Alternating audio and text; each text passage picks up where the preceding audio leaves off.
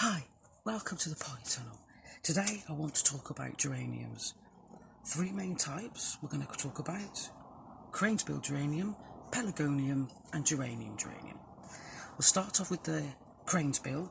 Now this is your hardy, in your border type, tough as old boots. They bloom in the beginning of summer, and then come midsummer they lose their first flush. You cut them down, and then you'll get another flush of flowers. So basically right through the summer these are fantastic. They grow at the side of the road, very, very pretty. These are the pink flowers, but they also come in blue, beautiful blue colour, and form huge clumps, and after a couple of years you can split and divide them, but that's a different subject altogether. So to show you the differences, the reason why they're called cranebill is because look at those seed pods. Don't they look like a crane's bill? And the leaves are a little different, and the stems are quite long, as you can see. This is a cutting I took earlier from the garden, one that's finished. So this is your cranesbill. Has that lovely soft texture, furry leaf, and good, reliable, strong plant. Next we have Miss Fancy Pants, pelargonium. About 280 different varieties, but we're just going to stick with the three basics for today. Fancy, very fancy, beautiful flowers. The leaves can be either ivy shaped, they're slightly spiky along the edges. Again, they still have that geranium texture to them, that soft velvety feel. And some of them smell. This one has a bit of a lemony smell. It's like a lemon balm almost. Well, it is essentially. These aren't quite as tough as your cranesbill. These are for pots.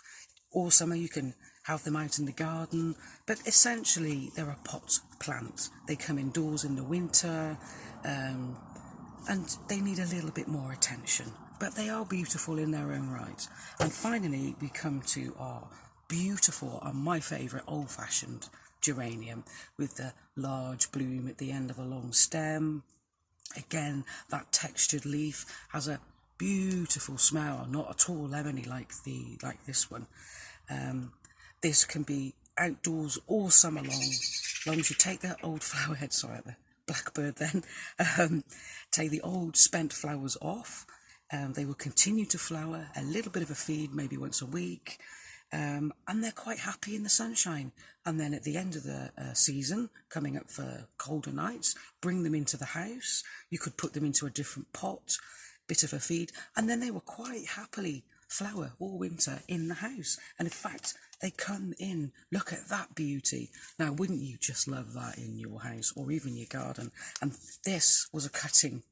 And that's the other thing with these. They're fantastic for learning to take cuttings off. They're quite strong and reliable, but that's a different subject, and we'll cover that another time.